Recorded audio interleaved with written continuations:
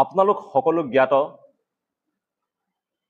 যে হৈ যোৱা অসম বিধানসভাৰ যি অধিৱেশন যিখন কালি শেষ হ'ল সেই অধিৱেশনখনত এইবাৰ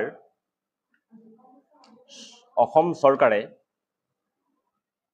কেইবাখনো বিধেয়ক উত্থাপন কৰিছিলে তাৰ ভিতৰত এখন অত্যন্ত চৰ্চিত আৰু গুৰুত্বপূৰ্ণ বিধেয়ক আছিল the Assam land and revenue regulation Second Amendment Bill 2024. The Assam Land and Revenue Regulation Second Amendment Bill 2024 এই বিলখনক লৈ বহুদিন ধৰি অসমৰ সমাজ জীৱনত অসমৰ ৰাজনৈতিক জীৱনত চৰ্চিত হৈ আছিল এই বিলখন উত্থাপন হোৱাৰ এবছৰৰ পূৰ্বৰে পৰাই মুখ্যমন্ত্ৰী হিমন্ত বিশ্ব শৰ্মাই বাৰম্বাৰ কেইবাবাৰো ঘোষণা কৰি আছিল যে আমি এনেকুৱা এখন বিল আনিম যিখন বিলৰ জৰিয়তে অসমৰ গুৰুত্বপূৰ্ণ ঐতিহাসিক স্থানবিলাকৰ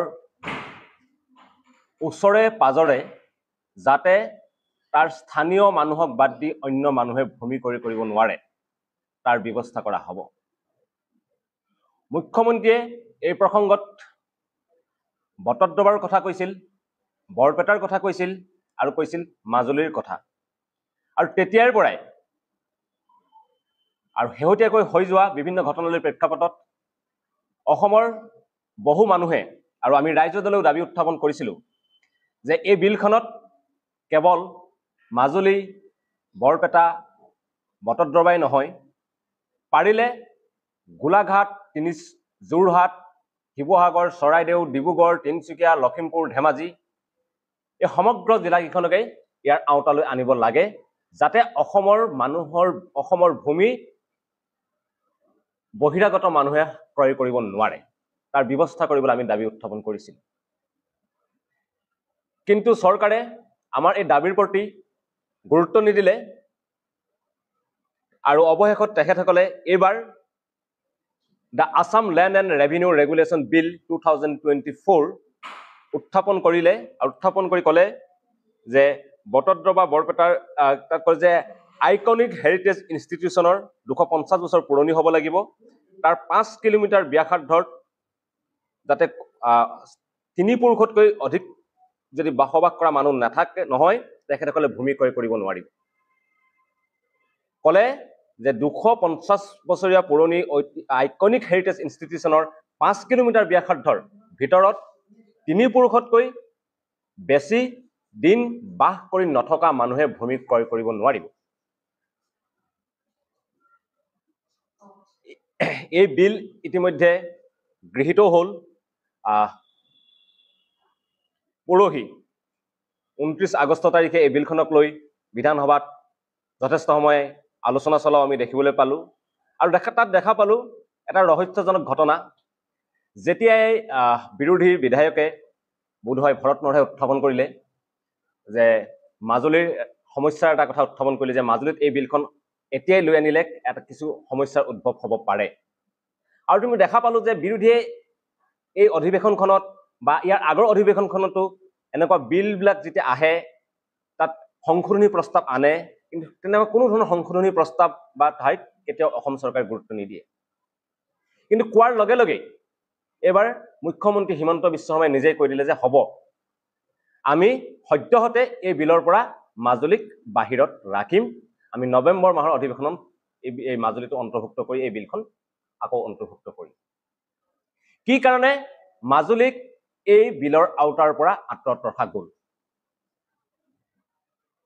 তাৰ কাৰণ হিচাপে প্ৰথমে আমি আপোনালোকক দুটামান তথ্য দাঙি ধৰিব বিচাৰিছো এয়া অসম চৰকাৰৰ ভূমি লেখাগাৰৰ তথ্য আৰু সেই তথ্য অনুসৰি মাজুলীত এখন গাঁও আছে গাঁওখনৰ নাম Tatoya district Majuli sub division Majuli circle Majuli mouza Kamalabari লাট 13 নম্বৰ ভিলেজ নেম ততয়া 13 নং লাট এই গাঁওখনত হয় আৰু এই মাটিৰ 1 বিঘা 16 লেচা মাটি খৰিদা সূত্ৰে নাৰায়ণ পাচনিৰ লগত আৰু এজন মানুহৰ নাম অন্তৰ্ভুক্ত হ'ল। তেখেতে এই মাটিখিনি ক্ৰয় কৰিলে। ক্ৰয় কৰিছিল 2023 চনৰ 9 জুন তাৰিখে, 9/6/2023 তাৰিখে ক্ৰয় কৰিছিল কোনে? একা ষ্টেট LLP। ব্ৰেকেটৰ ভিতৰত অভিভাৱক আছে শ্ৰীমতী ৰিণিকী ভূঞা শৰ্মা। আনহাতে একেখন গাঁৱত থকা ততয়া গাঁৱত আছিল 1422 নম্বৰ পট্টাৰ 1497 দাগত 17 বিঘা 3 কঠা 18 লেচা মাটি। আৰু 2022 চনৰ 18 মে তাৰিখে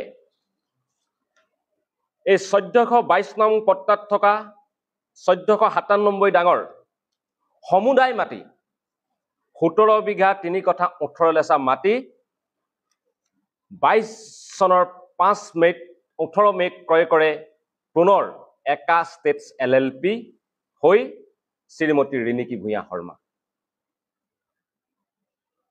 এই ৰিণিকী ভূঞা শৰ্মা কোন? আপোনালোক নিশ্চয় কোৱাৰ কোনো প্ৰয়োজন নাই।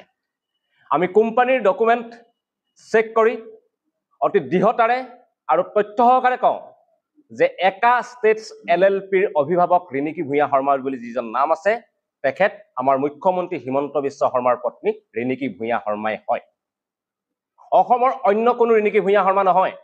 একা ষ্টেটছ LLPৰ হৈ এই মাটি ক্ৰয় কৰা মানুহগৰাকীৰ যিগৰাকীৰ নাম আছে ৰিণিকী ভূঞা শৰ্মা, তেখেত অসমৰ মুখ্যমন্ত্ৰী হিমন্ত বিশ্ব শৰ্মাৰ পত্নী ৰিণিকী ভূঞা শৰ্মাই হয়। প্ৰথম কথা হ'ল যে মাজুলীত হিমন্ত বিশ্ব শৰ্মাৰ পৰিয়ালে কোনোপধ্যেই 3 পুৰুষ ভাগ ধৰি বাস কৰি থকা নাই। আমি দেখা পাইছিলোঁ এবাৰ নিউজত দেখা পাইছিলোঁ, ৰিণিকী ভূঞা শৰ্মাই কৈছিল যে তেখেতসকলৰ পূৰ্বপুৰুষৰ কিবা মাজুলীৰ লগত কিবা এটা সম্পৰ্ক আছে। কিন্তু তেখেতসকল যে শেহতীয়াকৈ তেখেতসকলৰ 3টা পুৰুষে মাজুলীত বাস কৰি থকা নাই, সেয়া অসমবাসীয়ে জানে। এতিয়া কথা হ'ল যে মাজুলীত এই যে the Assam land and revenue regulation second amendment bill 2024 আনিলে, তাত ক'লে মাজুলীৰ ক্ষেত্ৰত তাত ক'লে যে সম্পূৰ্ণ মাজুলী জিলাখনেই এই আইনৰ আওতাত আহিব। অন্য ঠাইত 5 কিলোমিটাৰ ব্যাসাৰ্ধ, মাজুলীৰ ক্ষেত্ৰত সম্পূৰ্ণ জিলাখন। প্ৰথম কথাটো হ'ল যে এই যে মাজুলীৰ এই আইনৰ আওতালৈ আনিলে, এতিয়া এই আইনখন অহাৰ পিছৰ পৰা ইয়াৰ ভিতৰত যদি মাজুলী অন্তৰ্ভুক্ত হৈ থাকিলেহেঁতেন, তেতিয়া কেতিয়াও মুখ্যমন্ত্ৰীৰ পত্নী ৰিণিকী ভূঞা শৰ্মাই বা মুখ্যমন্ত্ৰীৰ পৰিয়ালৰ অন্য কোনোৱে মাজুলীত ভূমি ক্ৰয় কৰিব নোৱাৰিলেহেঁতেন। অৰ্থাৎ মাজুলীক এই আইনৰ আওতালৈ অহাৰ আগতেই মুখ্যমন্ত্ৰীৰ পৰিয়ালে তাত ভূমি ক্ৰয় কৰি লৈছিলে। আৰু আমি যিহেতু দেখিছোঁ যে এই আইনখনৰ কথা মুখ্যমন্ত্ৰী হিমন্ত বিশ্ব শৰ্মাই এই আইন অনাৰ এবছৰ 1.5 বছৰ আগৰ পৰাই কৈ আছে। অৰ্থাৎ মুখ্যমন্ত্ৰী হিমন্ত বিশ্ব শৰ্মাই ভাবিছে যে এনেকুৱা এখন আইন মই আনিম যাতে মাজুলীত অন্য কোনো আৰু ভূমি ক্ৰয় কৰিব নোৱাৰে, য'ত 3 পুৰুষ বাস কৰি থাকিব নোৱাৰে। আৰু তাৰ আগতেই তেখেতে কি কৰিছে? তেখেতে তেখেতৰ পত্নীৰ হতুৱাই মাজুলীত ভূমি ক্ৰয় কৰাই লৈছে। ইয়াতকৈ আৰু ভয়ংকৰ কথা কিবা থাকিব পাৰে নেকি অসমবাসী ৰাইজ? চৰকাৰ তেওঁলোকৰ, আইন তেওঁলোকে আনিব, তেখেতসকলৰ সংখ্যাগৰিষ্ঠতা আছে, সেই আইন এছেম্বলিত গৃহীত হ'ব, আৰু তাৰ পূৰ্বে তেখেতসকলৰ বাণিজ্যিক অংক মতে কোনোবা এডোখৰ ঠাইত তেখেতসকলে ভূমি ক্ৰয় কৰি থাকিব। অসমৰ ইতিহাসত এক নুপুজা ঘটনা এয়া। পৰিয়ালৰ ব্যৱসায়ৰ বাণিজ্যিক স্বাৰ্থৰ খাতিৰত মুখ্যমন্ত্ৰী হিমন্ত বিশ্ব শৰ্মাই এইদৰে অসম বিধানসভাৰ অপপ্ৰয়োগ কৰিছে। পৰিয়ালৰ ব্যৱসায়ৰ স্বাৰ্থত, তেখেতৰ পত্নীৰ ব্যৱসায়ৰ স্বাৰ্থত, তেখেতৰ পত্নীৰ লোভৰ স্বাৰ্থত মুখ্যমন্ত্ৰী হিমন্ত বিশ্ব শৰ্মাই এইদৰে বিধানসভাত আইন আনে। এইদৰে মুখ্যমন্ত্ৰী হিমন্ত বিশ্ব শৰ্মাই বিধানসভাত আইন পাছ কৰোৱায়। আৰু আপোনালোক মই প্ৰথমে কৈছো যে এটা ৰহস্যজনক ঘটনা সংঘটিত হৈছিল বিধানসভাত। এইবাৰ বিৰোধী বিধায়কে এমেণ্ডমেণ্ট অনাৰ লগে লগে মুখ্যমন্ত্ৰী হিমন্ত বিশ্ব শৰ্মাই হ'ব সেয়া আমি মানি লৈছিলো বুলি কৈছিলে।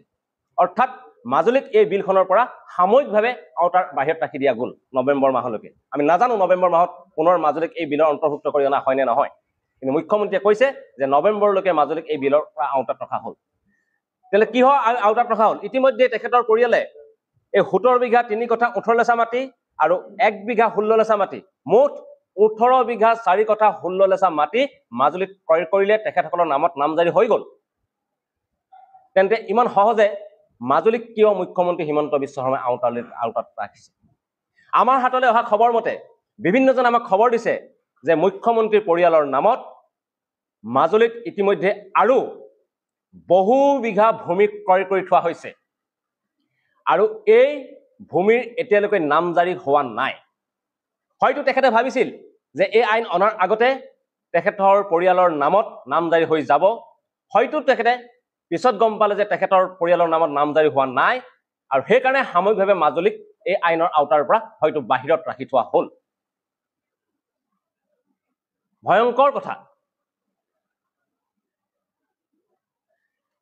ইয়াৰ পিছত মুখ্যমন্ত্ৰীৰ পৰিয়ালৰ নামত সেই ভূমিৰ নামজাৰি হয় নে নহয় নাজানো। ইতিমধ্যে যে মুখ্যমন্ত্ৰীৰ পৰিয়ালে 18 বিঘা 4 কঠা 14 লেচা মাটি ইতিমধ্যে মাজুলীত ক্ৰয় কৰিছে, সেই তথ্য ফাদিল হৈ গৈছে। বহুতে সন্দেহ প্ৰকাশ কৰিছে, আমিও সন্দেহ প্ৰকাশ কৰিছো। আমাৰ হাতলৈ খবৰ আহিছে যে মাজুলীত তেখেতে বহু বিঘা ভূমি ক্ৰয় কৰি থৈছে, এইবিলাকৰ নামজাৰি হোৱা নাই। এইবিলাক কথা ৰাজহুৱাৰ পিছত তেখেতৰ পৰিয়ালৰ নামত এই ভূমি নামজাৰি হয় নহয় আমি নাজানো, কিন্তু এইটো কথা নিশ্চিত যে মুখ্যমন্ত্ৰী হিমন্ত বিশ্ব শৰ্মাই তেখেতৰ পৰিয়ালৰ ব্যৱসায়ৰ স্বাৰ্থত, তেখেতৰ পত্নীৰ ব্যৱসায়ৰ স্বাৰ্থত, তেখেতৰ পত্নীৰ লোভৰ স্বাৰ্থত অসম বিধানসভাত অপপ্ৰয়োগ কৰিছে। অসম বিধানসভাত তেখেতসকলে আইন আনিছে আৰু এই 18 বিঘা 4 কঠা 14 লেচা মাটি মুখ্যমন্ত্ৰী হিমন্ত বিশ্ব শৰ্মাৰ পৰিয়ালৰ হৈ একা ষ্টেটছ LLP ৰিণিকী ভূঞা শৰ্মাই ক্ৰয় কৰিছে। এই ক্ৰয়ত আৰু এটা কথা মনলৈ আপোনালোকে মনত ৰাখিব, আমি সকলোৱে জানো যে মুখ্যমন্ত্ৰীৰ পৰিয়াল প্ৰাইড ইষ্ট এণ্টাৰটেইনমেণ্ট প্ৰাইভেট লিমিটেডৰ মালিক আৰু এই ভূমি ক্ৰয়ত এটা নতুন কোম্পানীৰ নাম জড়িত হৈছে একা ষ্টেটছ LLP, অৰ্থাৎ মুখ্যমন্ত্ৰী হিমন্ত বিশ্ব শৰ্মাৰ পত্নী আৰু এটা কোম্পানীৰ মালিক। সেই কথাও অসমবাসী ৰাইজৰ ওচৰত আমি জনাই দিব বিচাৰিছো। ইতিমধ্যে আমি ৰাইজৰ দলে মুখ্যমন্ত্ৰীৰ পৰিয়ালৰ সম্পত্তিৰ তালিকা ৰাজহুৱা কৰিছো। মুখ্যমন্ত্ৰীয়ে হিমন্ত বিশ্ব শৰ্মাই মুখ্যমন্ত্ৰীৰ দায়িত্ব গ্ৰহণ কৰাৰ পিছত কি কি সম্পত্তি তেখেতে পৰিয়ালে আহৰণ কৰিছে সেই কথা আমি ৰাজহুৱা কৰিছো। আৰু তাত আমি কৈছিলো যে মুখ্যমন্ত্ৰী হিমন্ত বিশ্ব শৰ্মাৰ মুখ্যমন্ত্ৰীৰ দায়িত্ব গ্ৰহণ কৰাৰ পিছত হিমন্ত বিশ্ব শৰ্মাৰ পৰিয়ালৰ নামত বাণিজ্যিক ৰিজৰ্ট হ'ল, হিমন্ত বিশ্ব শৰ্মাৰ পৰিয়ালৰ নামত মেকডনাল্ডছৰ ফ্ৰেঞ্চাইজি হ'ল, হিমন্ত বিশ্ব শৰ্মাৰ পৰিয়ালৰ নামত নতুন সংবাদ মাধ্যম ক্ৰয় হ'ল, হিমন্ত বিশ্ব শৰ্মাৰ পৰিয়ালৰ নামত নগাঁৱৰ দাৰিগাজীত 107 বিঘা ভূমি ক্ৰয় হ'ল, হিমন্ত বিশ্ব শৰ্মাৰ পৰিয়ালৰ নামত এখন বন্যা ইণ্টাৰনেশ্যনেল স্কুল হ'ল। আৰু আজি ইয়াৰ পিছত কৈছো বাণিজ্যিক ৰিজৰ্ট কৈছে, কাঞ্চনজী চাহ বাণিজ্যিক ৰিজৰ্ট হৈছে। আৰু আজি নতুনকৈ হিমন্ত বিশ্ব শৰ্মাৰ পৰিয়ালৰ সম্পত্তিৰ নামত পুনৰ ঐতিহাসিক মাজুলীত 18 বিঘা 4 কঠা 14 লেচা মাটি সংযোজন হ'ল আৰু ইয়াত আৰু হয়তো সংযোজন হোৱাৰ সম্ভাৱনা থকা বুলি আমাৰ হাতলৈ খবৰ আহি আছে। আপোনালোক সকলোৱে জানে মাজুলীৰ ঐতিহাসিক গুৰুত্ব, আপোনালোক সকলোৱে জানে মাজুলীৰ পৰ্যটন গুৰুত্ব। এতিয়া মাজুলীলৈ দলং নিৰ্মাণ হৈ আছে, মাজুলীৰ পৰ্যটন গুৰুত্ব দিনক দিনে বাঢ়ি আছে। আৰু এই আইনখনত যেতিয়া মাজুলী আওতালৈ আহিব তাৰপিছত আৰু অন্য কোনো মানুহে তাত ভূমি ক্ৰয় কৰিব নোৱাৰিব।